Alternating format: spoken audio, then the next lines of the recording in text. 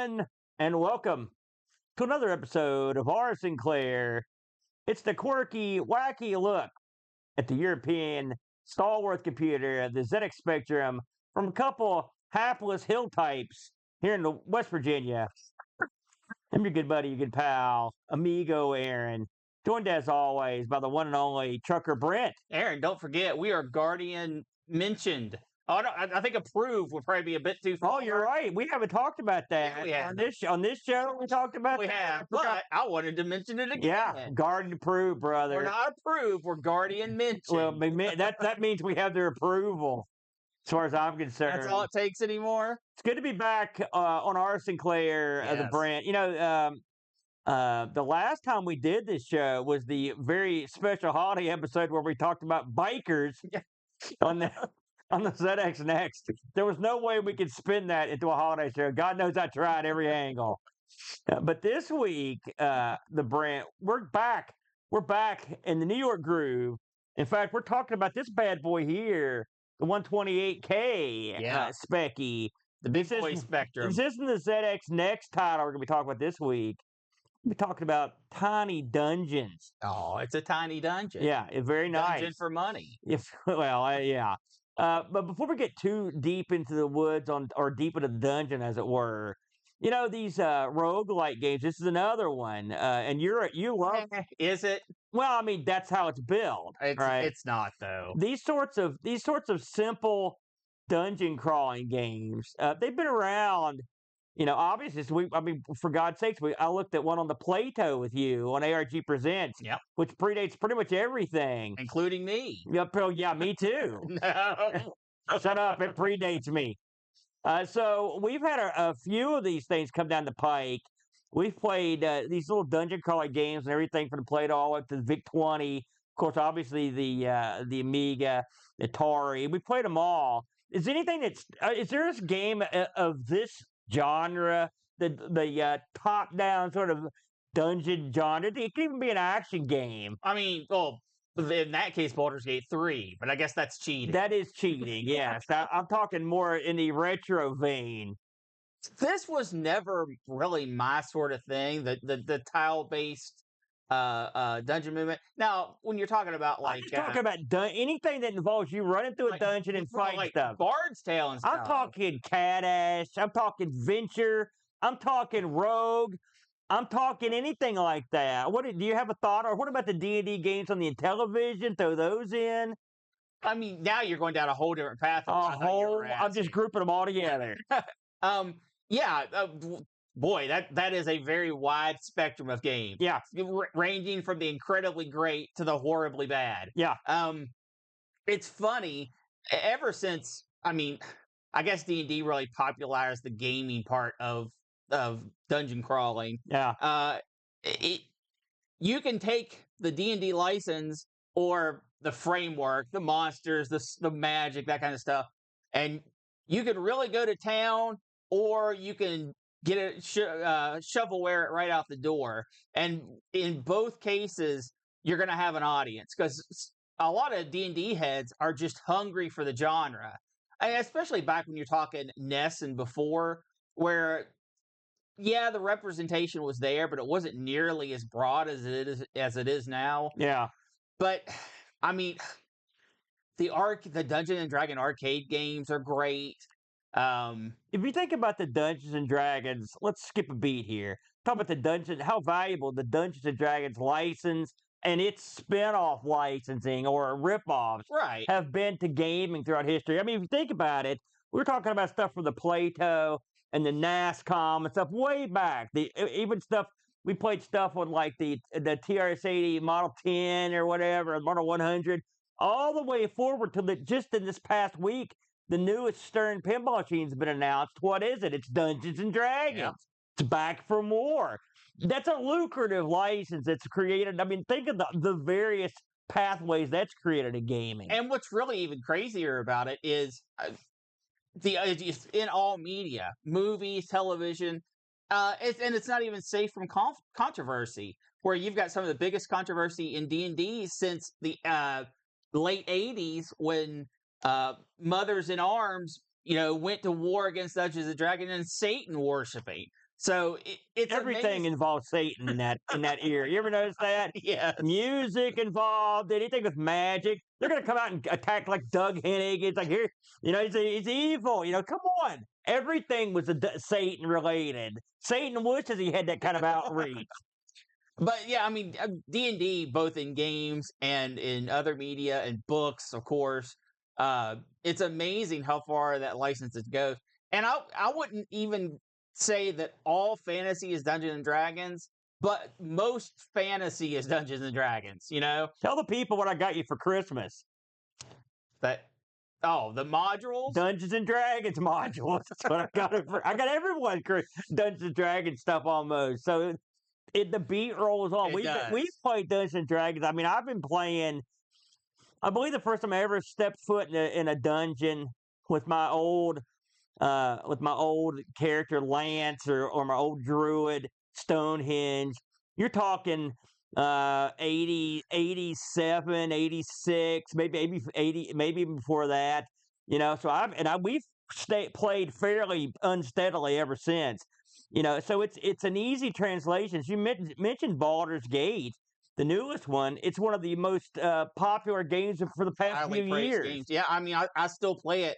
We're actually this will make about 55 weeks come this Saturday that me and my little gaming crew on Saturday have played it. Yeah. So it definitely has legs, and it has been a treat from beginning to end, I'll have to say. Now, one would wonder if your gaming crew got together and could they get the same longevity out of Tiny Dungeons?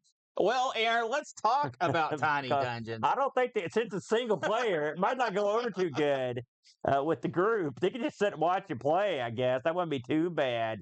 I will have to say, Aaron, Tiny Dungeons probably cannot run the 55-week marathon, considering from beginning to end, the game takes about 45 minutes. Yeah, no kidding. This is another one of those weeks. We're coming off, if you caught ARG or my stream the past week, we were talking about Inufuto, the Yes. game creator from Japan who's developed his games on thousands of different machines. It's 18 games. This is another week where I'm flabbergasted at something because I've never played this until this week. I think I'd heard of it. Maybe me and Boat might have covered it on Amigos when we did the news at some point. We might have mentioned it. Sure. Again, this is Tiny Dungeons. This came out February 8th of 2022. Yeah, so it's pretty recent. It's been out almost 3 years. But yeah, and the ZX terminology, yeah, it's extremely. This was published by an outfit called the Retro Souls out of Russia. And I looked into these guys. I was like, okay, Retro Souls. So they had their portfolio is vast. I was like, holy smokes. They've got a whole bunch of games and stuff. And I'll go through some of these names. They won't mean anything to you, but Twilight, Sector Invasion, Old Tower, Multi Dude, Yazzle, a bunch of different stuff. So presumably the fellows that worked on it were also from Russia. The game creator was named Denis Grashev. He worked on a lot of the aforementioned games that came out from Retro Souls. And the music was done by a guy named Oleg Nikitin. He is according to his little blurb, an 8-bit musician who composes music with the ZX Spectrum since 1995 using its AY sound chip, which is what he used in this. There you go. And to great use, I might add, in this one.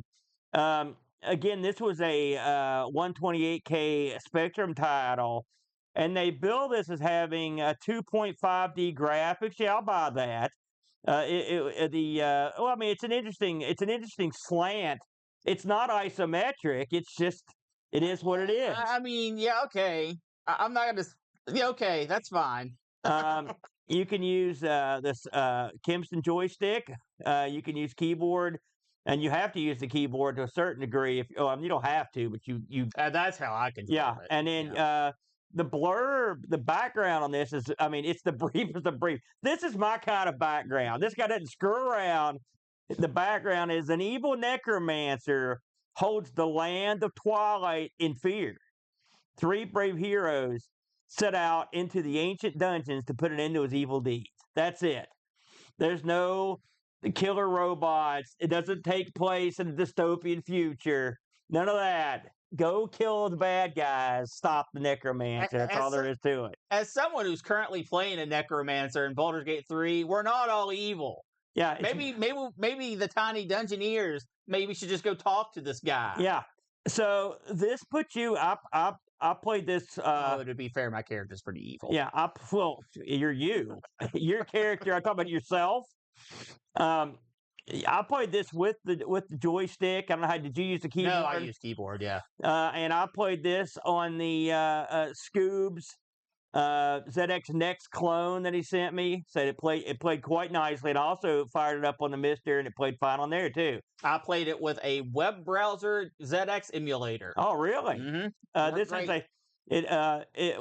This is one of those pay what you want deals, and we'll get into that in a minute. But this came out on a tape. Obviously, I tape file, fired it right up, no problem, loaded it right up.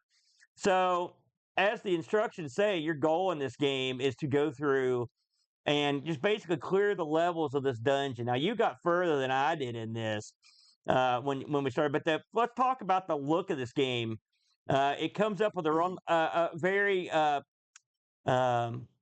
nice opening screen, just a logo screen with a nice tune playing, and it dumps you right into the dungeon. Now, when they call this a 2.5D look, picture a top-down dungeon that you can sort of see the sides of the walls in the foreground, and like as you look down, you can sort of see that the 2.5 dimension aspect of it is there. Sure, it's helpful.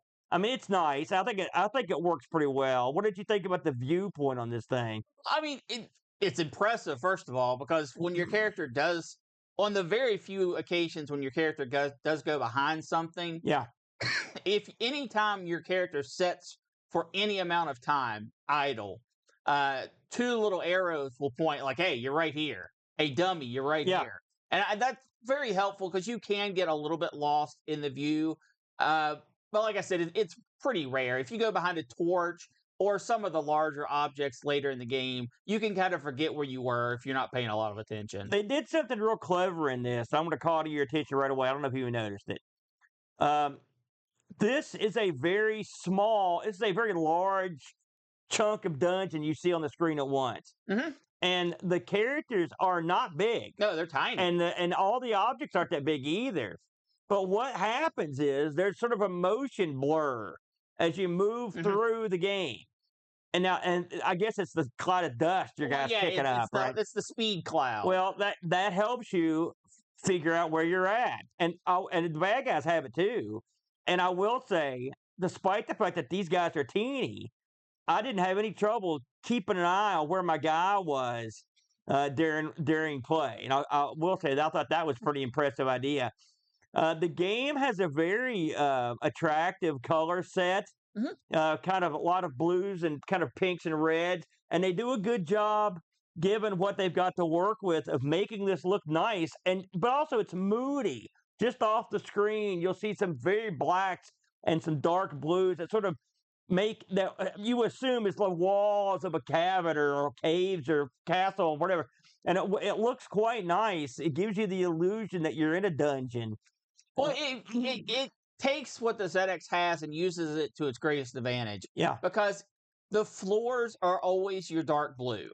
Your walls, well, mostly always your dark blue. Your walls are always your reds. That leaves whites and yellows and greens to represent your enemies. Yeah. So you're never like, man, is that an enemy? I can't tell. You always know if it's blue, it's your ground. If it's red, it's the walls. And everything else has that color scheme that they can do a lot with. Different powers of enemies, like your big boss people, even have that rainbow going through the color effects that are pretty neat.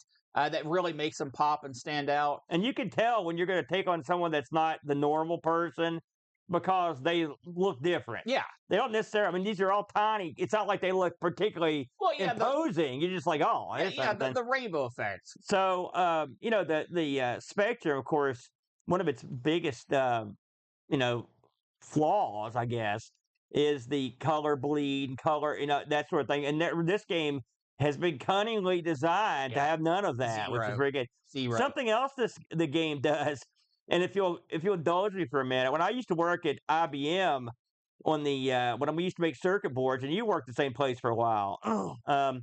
I had an outfit called the Slide Line, and they would take PCBs, you'd slide it to these guys, and they'd put all the parts in, right, and then they would send it to the solder machine to get soldered in. And it was a tedious job, and we used to work the midnight shift, so everyone in there took like trucker's helper, like all the time. You know what I mean? Caffeine pills for those that Caffeine don't know. pills or ephedrine or whatever. And so everyone in there looked like this all the time. I'm shaking. Okay. And that's what this game reminded me of, because every character in this thing is idling like a car, which is exactly what we used to do back in the day. That's sort of reminded me of. But it's smartly done in this, because again, the motion lets you know here's something. Yeah. It could just be the torch. They have torches scattered, or braziers of fire, whatever, all over the place. But they also you do it, the other guys do it, and it's a nice effect. This is the craftsmanship of someone who has been around the block in terms of working with the hardware. I would say. And for those who might have lost what in the world Aaron was saying, because it took me a second too. What he's saying is the idle animations are very sped up. So when they're just staying there, they do almost appear to shake. Yeah, or bounce. Yeah. We get to now. Of course, what do you do in this? Well, you run up and try to take out the bad guy. Now you have stats in this. You've got a health stat, an armor stat, and a magic stat. And we'll get to the multiple characters. I'll let you get into that in a second. The stats are exactly what you think they are, and they do vary between the characters, which we'll get into. So when you play this with the joystick, I thought this was quite clever. What you can do is, if for example, I'm playing the fighter type class. When you run into the other guy, you just go at it. You don't have to hit a button or do anything. Just run into him, and then Gauntlet style. and then things will happen. We've been Gauntlet, you had to swing stuff. No, gauntlet style. Oh yeah. So and then the combat, you run into him a couple of times, or he'll run into you, and then the combat will go down, and that'll be it. You'll see it all happens in real time. And whatever happens, if you get hit, your armor, your health will be absorbed. Now, if you hit the button, at that point, you can use your magic. And then what you do is you put your joystick towards where you want the magic to shoot, and then shoot it off, and it shoots off. You've got a limited number of spells. You'll pick up more. You'll pick up more health. You'll pick up more armor. They're spread along many chests throughout these various dungeons. What did you think about this as the core element of the gameplay? Well, that's not the core element of the game. You don't think so? No. The combat's not? The core element of the gameplay is your enemies only move when you move. And sometimes the lesser enemies, you might get 3 movements to their 1. Or 2 movements to their 1. And that is how you go from just randomly running into things like an idiot, and it becomes a game. Because if you move in a way that the monster only ends up right beside you when they move, you can attack them without taking any damage. So there are angles you can take. I doubt I did it as. That's the game. Well, I mean, not for me. It was. Did you win? I did pretty good. Did you win? I didn't beat the entire game, but I did pretty good. So, like I was saying, that's how you play the game. And this is a tried and true gameplay loop. Some characters have range. Some characters will summon other monsters, and they're all bound by the same thing. You and your party moves in a grid, and up, down, left, right, square grid, and all the opponents follow that exact same thing. So you can strategize how you want to go about this. Something we need to talk about with the 3 characters. Yeah. There's only one character on the screen at any one time. And so you can't split the party. Everyone's right there. And only one is active at a time. When you choose a different character, that character just becomes the active character who will you're using their magic, their armor, and their health. Yeah. And the reason why this is important is your fighter has a ton of health, has a ton of armor that he can pick up. Armor and health, the exact same thing, except armor goes away first. Yeah. But it being two different pools is very important because of pickups. Your middle guy, which I'm guessing they're trying to make out as be like a rogue. That's what I thought. Yeah. Is the medium guy. I used him the least. Average across the board. Yeah. And then your wizard, of course, lowest amount of health, lowest amount of armor, but his spells do the most damage. And he can get the most. He can can pick up and potions are just spells. Just think of potions as spell points. Every time you use a spell, you lose one. Every time you get a potion, you gain 2 spell uses. And that's the game. Yeah. And there's probably 10 different enemies throughout the entire game. One boss character. There are a couple of boss chambers. Yeah. And it's the old Final Fight thing. Boss today, minion tomorrow. So you'll see some of the bosses several times, except, of course, for the absolute head honcho guy. He's a one and done because he's crazy powerful. So I'm assuming, since you said that you did this and you did fine, if you don't count out your steps, you can just run in there and smack against things, pick up your health, pick up your armor, keep on rolling. That's the Aaron way. And play the game and have fun. That's the way I did it. Or you can actually slow down a little bit, strategize, because there are a lot of enemies. And there are some enemies that you're going to hit. When you go up against them, you're going to take damage. They have range attacks. Did you ever fight anything with a ranged attack? Yes. Once you start getting into the people with the ranged attacks, you really have to think about how you're going to move and go. It was quite startling when that happened, by the way. I was not expecting it. Yeah, you shoot a fireball and then they shoot one right back at you. Yeah. And you're like, wow, that hurt a lot. We should mention that we mentioned the 3 characters. They're actually pictured on the bottom left-hand side of the screen, along with their keyboard counterpart. They're Z, X, and C. I don't know what you're doing, but but thank you. So when you click, for example, if I touched X, then the middle guy would show up. If I touch C, then the wizard would show up. If I touch Z, yeah, they get it, Aaron. Yeah, and then the fighter would show up. Well, what did you think about having to, like, of course, you played this with the keyboard, so I'll just answer my own question. What did I think about having to reach over and touch the keyboard to switch guys? It's okay. And I will say, I like the fact that they actually used the real estate in the bottom left-hand corner to show you which guy was which. Yeah. Something else, don't get any of the guys killed. Then you're done. They all must survive.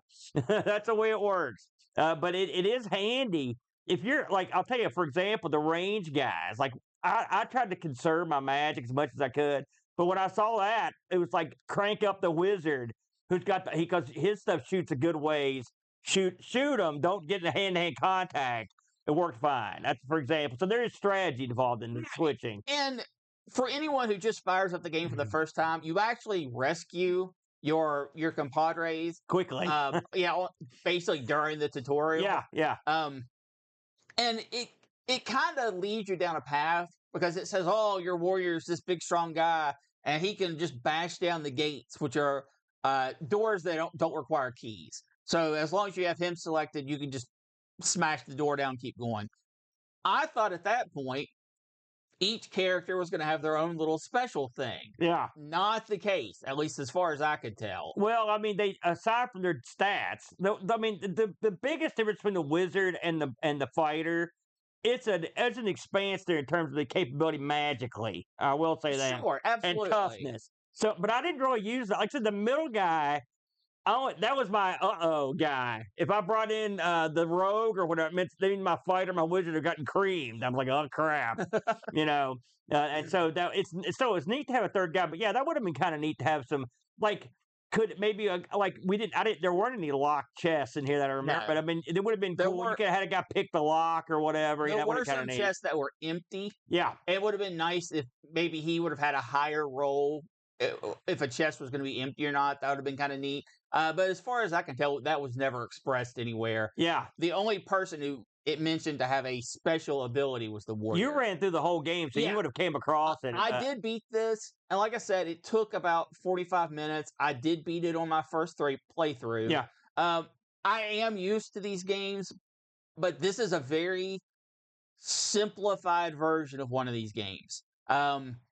You never get to a point where a bad guy has more movement or actions than you do, which is usually how they really ramp up the difficulty in these type of games. That never happens. So the hardest room for me was actually not the very last boss, even though it worked the exact same way as the very last boss. Yeah. And just to spoil a little bit of this, the very last necromancer, of course, is surrounded by other necromancers.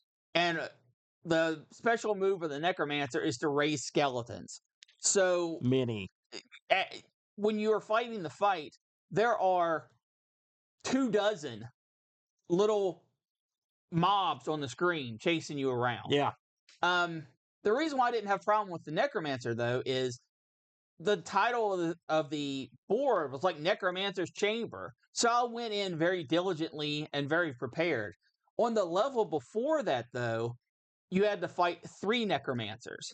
And it was the first time they popped up in the dungeon. So I just ran in and started doing my thing. And I was surrounded. And I almost died in that room. So the game plays a few little tricks, but once you pick up on what the tricks are, it's a pretty easy game to get through. So we talked about the visuals and we talked about the gameplay.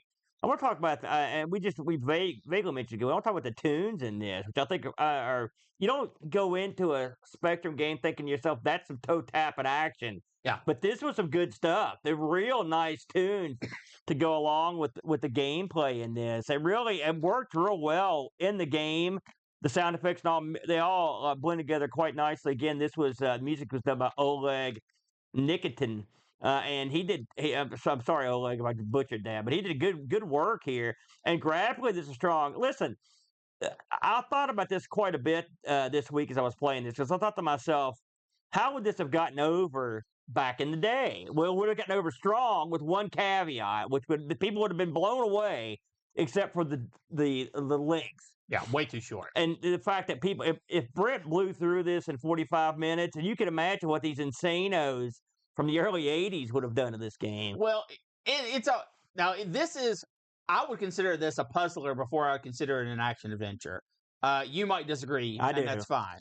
But there is 6 levels if you count the tutorial as a level. Yeah. And really the last level is just a boss fight. And there was only one stage that sorta pretends to be a maze. It has a lot of teleporters. Yeah. All the stages you have to kill everyone in it before I'll let you advance. That's a little annoying. Really? I'm pretty sure I got through. Because one thing said kill all the enemies, but the one before it, after that point, you have to kill all the enemies. Yeah, but I mean, so there's at least one where you don't have to kill everybody. I remember running through them. Yeah. And that's fine. That's kind of an artificial way to elongate your game. It was fine because the game didn't overstay its welcome. For me, I actually, when I beat the game, I was still hungry for a little bit more. Yeah. I would have liked to have seen a little bit more, but I would rather them end the game a little bit early, make you a little bit hungry, rather than drag on. If this was a 4-hour-long game, I wouldn't have liked it. Yeah. Because you get where you're going fast enough that you are fulfilled by the time the game's over. I will say, this is a clear winner. Oh, yeah. A clear winner. This is one of the best games we played on the ZX for a while. In terms of this, especially more of an action-oriented game. I mean, this one's good, and I noticed that the guys, the guys from Retro Souls will make sequels and whatnot, and I would love to see. In fact, here we are. It's 2022, and we're playing the study, so maybe there's already something out there I haven't heard about. When I looked, I didn't see anything. But this one right here is right and the thing is, there's plenty of fruit left on the tree, brother. Low-hanging fruit to make this thing even better. boy, this would be a fun game with multiplayer. Have two people playing. That'd be fun. You could probably pull it off, given what they've got there. This would be a game where they could flesh out the characters a little bit. Hey, I'm just saying. We talked about some stuff they could do, just the tiniest bit, but basically more is good. Get us some more of this. That would be fine. You've got the bones here. It's an excellent game. Don't get me wrong. It's not like it's over in 1 second, but I would love to see a longer game. That's Yeah. one thing for sure. So how many do you know about how many rounds you ran through it without winning? I got to the fourth dungeon. Okay. Fourth dungeon. So I want to mention that according to the little blurb I saw, this was nominated in 4 categories in the 2022 Sinclair, let's see, the Planeta Sinclair Awards, which is some sort of, I think it's some sort of contest over in Russia. Don't hold me to that, but I think that's where I heard about that before. I looked for. There's not a lot of review action on this, but it was pretty positively received when it came out, as you can imagine. But thankfully, we got some review action from our people in the Discord here, Brent, if you'll indulge me. Absolutely. We'll start off with our good friend Pajaka, who types in, he said, had this launched on the 128K had this launched on the 128K back in the day, I genuinely think this would have been a system seller. It's not even my kind of game, but I really enjoy playing it. It works really well with the limitations of the Spectrum, despite being a handful of pixels and limited animation frames. All of the game sprites and tiles are just crammed with life and lots of death. And likewise, the audio, while limited, doesn't get tiring. And again, a handful of limited assets are put to good use. Yeah. Tiny Dungeons has basic controls. You can really pick the game up quickly. Being good at it, though, is another thing entirely. I only made it about 5 dungeons in before the game removed my butt, placed it on a silver platter, and handed it to me, and I was thankful for it. I only gave up this evening because I genuinely needed to put it down and get on with grown-up stuff. There are points in the game where you know you are doomed. You have to accept your fate, but if you just try the level again so you can have a different strategy each time. The game can be placed on any system as it would not be out of place. The whole package is top shelf for less than the price of a cup of coffee. It's worth every penny and something I should play a lot more, and so should you. 9 out of 10. So he was very impressed. I guarantee Pajako fell to the necromancers at the end of Stage 5. Those guys were brutal. Jed Byrne also chimed in. He said, what a delightful little game. Before playing, I wasted some time trying to find the instructions. Well, I bet you were disappointed, Jed. I knew from the experience that you should always read the instructions before attempting a dungeon crawl, but all I could find was one page of text that told me about a nasty necromancer and the controls. ZXC to switch heroes, it tells me, but these keys do nothing. Then I explore a bit. I find a second hero. Now I get it. The process of figuring out the game mechanics is a big part of the Spectrum gaming for those of us who are big fans of the C90 compilations, and this game captures it wonderfully. The excellent presentation helps because it wants me to keep exploring to find out more about both the dungeon and the game mechanics. I'm going to keep coming back to this one. So also a fan was the Jedster. Now, so let's talk about where you can get this game. I've linked below the video, and I'll also stick it in the audio. This is one of those itch.io name your own price specials. Mm-hmm. I believe the suggested price was something like $2, wasn't it? I think that's the default. And so if this is worth $2, let's put it that way. Where's my $2? It's right there. You should give these people $2 at least for this one. I think that's a more than fair. And here's the thing. You can download it for nothing. Yeah. Go download it. If it's not your thing, okay, don't give them $2. But at least try it out. Aaron played it as an action adventure. I played it as an action puzzler.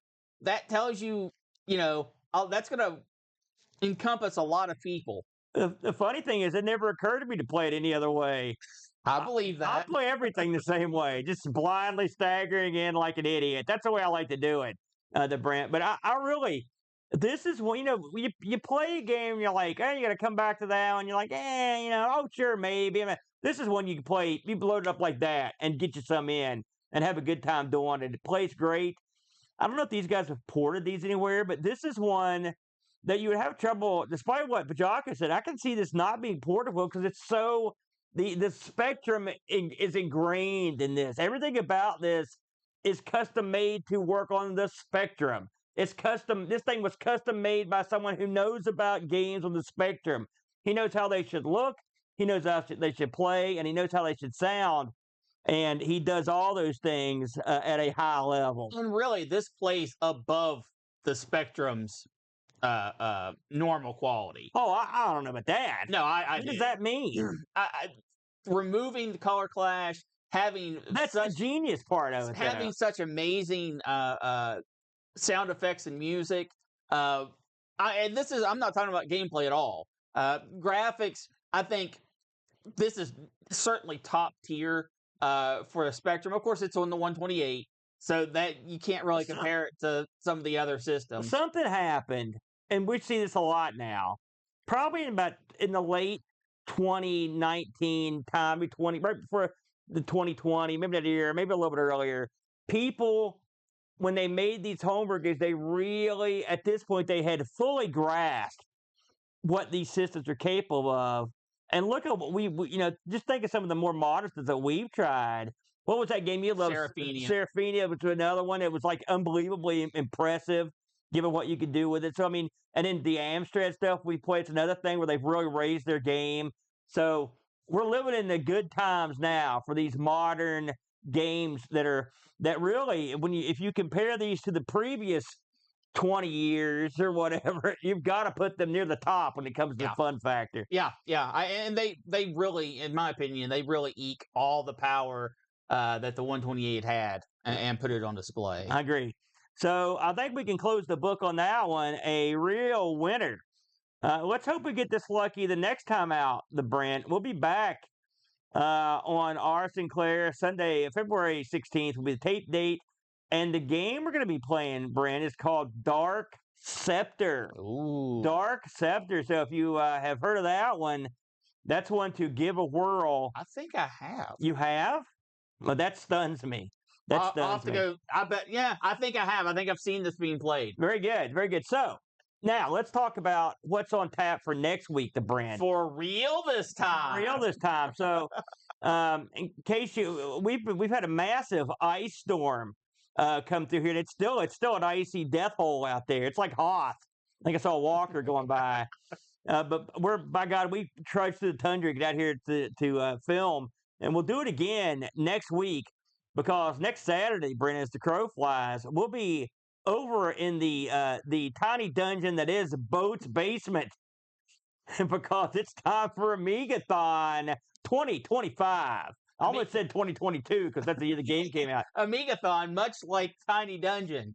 Time only moves when we move. Yeah, it's 2025 Amigathon, Brent, where we're going to be running 12 hours to make money for the Children's Miracle Network. It all goes down Saturday, January 18th. Boy, I wish it was September. Saturday, January 18th, 8 a.m. Eastern Standard Time. And we're running this sucker 12 big hours to 8 p.m. Eastern Standard Time. All Amiga, all the time to raise money for the Children's Miracle Network. Now, we'd love for you to stop by and hang out with us during the day. And you can do that from our Twitch channel or our YouTube channel. They're both going to be wide open all day long. But let's say you're going to be out of town, something like that. You just want to throw some money at this, for the kids.